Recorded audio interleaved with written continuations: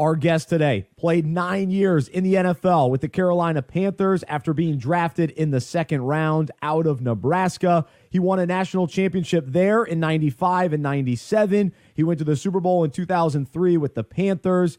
He is now an NFL ambassador. He also works with the Legends community. He works in real estate, and he's a motivational speaker. I am pleased to welcome Mike Rucker on Unpacking It today. Mike, thanks so much for joining us. How are you?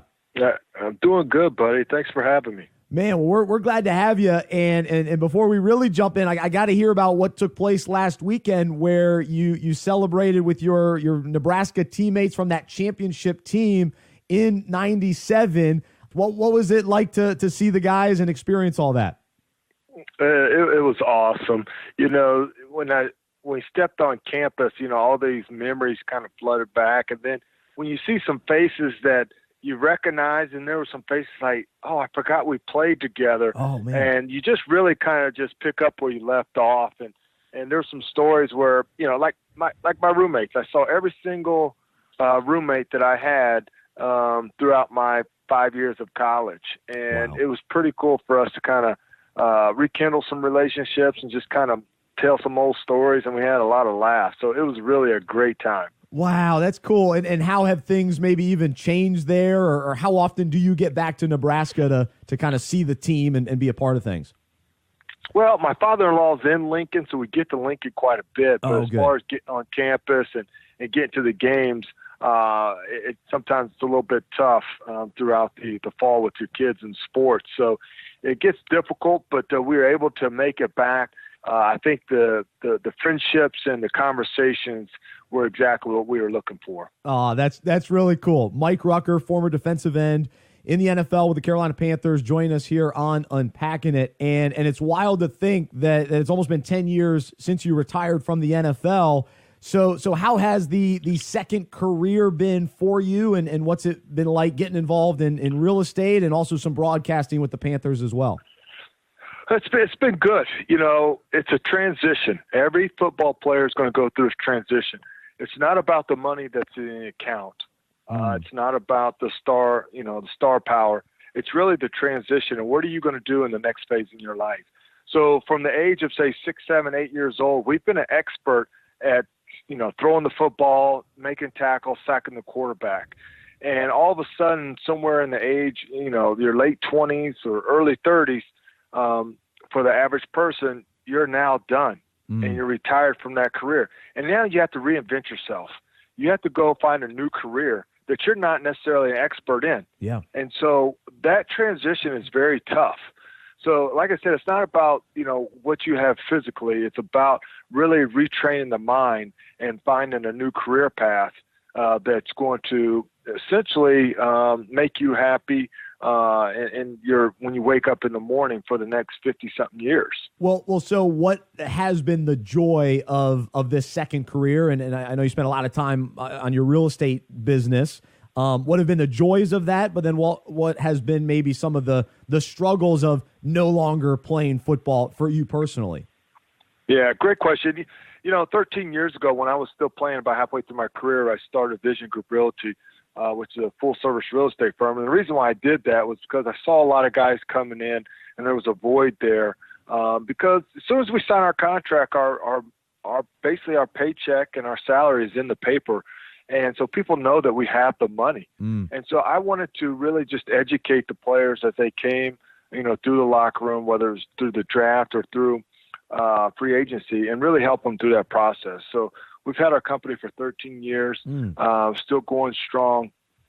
But the one part that I really felt like I was missing was just being able to serve. To serve not only spiritually, but just from a personal perspective of being able to help people. I love helping people. I love meeting people. And so the real estate was able to do that, but then also to take it to the next level was being able to work with the Panthers in the preseason color. Yeah. It allows me to do TV during the preseason. I think I just finished my 9th year. Wow. And then also working in the NFL Legends community. And basically it's working in the retired player space. And it's going out. We've got roughly about 22,000 former players out there. And my job in the Southeast region is to go find them, turn over rocks, make calls, and basically help them reconnect with their team and their league and any resources that they need to help them in their transition. Like I said, everybody's going to go through a transition, and so we're there to try to help and be that helping hand and to serve our fellow brothers. Oh, that's really neat. Very cool to hear. Mike Rucker, former Carolina Panther defensive end, joining us here on Unpacking It. And Mike, we love talking sports here on Unpacking It, but we also love to just hear the journeys of guys, and especially when it comes to your faith and deciding to follow Jesus. And so really would love to hear just kind of about your story, because you mentioned this desire to serve people and help people. Where does that stem from, and really where did your faith and interest in Jesus begin? Yeah, I grew up in the church, and probably typical of kids, 6, 7, 8 years old, mom, dad dragging me to church. I'd try to find a way to sit on the back pew, fall asleep, all of those things. As I got older into high school, I thought that I could skip church by going and staying all night at my buddy's on Saturday night instead of Friday night. That didn't really work because Mom would say, yeah, you can go stay, but make sure that you're ready at 7:30 when we pick you up for church. So, all those tricks of the trade didn't do very well. As I got into college, I kind of, went astray on my own, just kind of doing the whole college life. And each year in the football world, I was doing better and better. And, my sophomore year, my redshirt year, we won a championship. My freshman year, we won a championship. And then my junior year, we won another national championship. So each year I got better. We got more and more attention. My senior year was supposed to be my year that I just knocked the block off of it, heading towards the NFL. And I remember it like yesterday, playing La Tech. And I go out, and guy was in a shotgun formation. The ball goes over his head. I'm going to hit this guy so hard. It was like slow motion. I was trying to think of different ways I was going to hit him. And I just fell down with this injury that I've never felt before. And playing sports, you have a lot of pains, sprained ankles, torn ligaments, whatever. And this is something I've never felt before. And I just remember being on my back in front of 75,000 people. Wow. And I just remember looking up at the sky and saying, Lord, no, not me, not now. Why? And I remember getting into the training room, and they really couldn't put their finger on what was going on. And as a couple of weeks go by, it was just baffled. And then when they kind of thought what they knew it was really career ending at that point. Wow. For the cases that they saw. And so I just really began just to break down, and I knew the Lord was working on me, and that was his way of trying to grab my attention. But I just thought it was over. And then for my position, you have to have sacks. Oh, yeah. You have to have sacks. I can have 1,000 tackles. They don't care. At the defensive end, I have to have sacks. They don't care about the interceptions, the tackles. You have to have sacks. And so I go through that whole year. I rededicated my life, got back. I got connected with FCA, fellow Christian of athletes, got connected, was on a good path, felt good. But there was still a portion of me thinking that, hey, this is what I'm supposed to do. God's going to bless it. When is it? It should be next week. And I truly hadn't released it yet. And God knew that. And as we go through this whole season, we're going into the last game of the year. I have 0 sacks. I have a handful of tackles, 0 sacks. And I had finally released it. I finally said, God, you know what? If I don't play football again, I'm okay with that. And he really felt that in my heart that I truly released it at this time. Wow. And to make a long story short, we go play Colorado on ABC. And this just shows you how God works. I had 2 sacks, and I was the MVP of that game. Then we went to our holiday. Played in the Holiday Bowl, our bowl game. I had 2 sacks. I was the MVP. And then I go to the Senior Bowl, which is the all-star game for seniors all across the country. I had 2 sacks and MVP. So he took 3 games, 6 sacks, 3 MVPs, and allowed me to be the 8th pick in the second round of that draft. And that whole injury piece just went away. And Man. so that's part of my testimony that once I rededicated my life in God's time, not my time, God's time, is a perfect timing. And he was fortunate enough that he just blessed us. I was fortunate enough that he just blessed us and basically opening up my eyes and putting me back on the right path. But by no means am I perfect. I'm a sinner, by nature. But every day I confess and I tried to wake up with the right intentions. But through his grace and his mercy, allows me to keep moving and try to lift up the kingdom in any way possible with the platform that I have. Amen. Oh, it's an awesome story. Mike Rucker, former Carolina Panther defensive end, joining us here on Unpacking It, talking sports, faith, and life. And so this is a key moment of your life that changes the trajectory of your life in college and just changing your whole perspective and this sense of surrender and humility there. So now you end up getting drafted into the NFL. So how does your kind of view of football and your career change because now you're viewing it through this lens that God has blessed you, God's given you this ability and you want to do it for his glory? Yeah, so I had different pair of goggles on at this point as we get drafted and in the rookie year, and now it's a whole different kind of world because now I don't have someone over my shoulder really helping me through school and all these different programs in college that can help me. Now I'm on my own. Now it's a real job. You're getting a paycheck and you're supposed to show up at this time and you go home at this time, but then you have all this free time and all of a sudden you have, your finances are pretty good. The one thing that really helped me was that my girlfriend at the time in 97, we got married. We came to Carolina together. So we did this process together, got married. And so that helped me from maybe taking that extra step with that free time of maybe going out and hanging with, maybe the wrong teammates that were doing the wrong things, that I was going in a different direction. So I really believe that really helped me keep my eyes focused on the prize. And as we were going on, I was able to get connected with our chaplain, who really then took that faith and really started putting bricks and mortars around it and really strengthening me and opening up my eyes to more of the word. So my senior year, as I'm going out, I'm reconnecting, but now, Mike Bunkley helped me now put meat on the bone and understand the word and how to live it out and what our purpose is.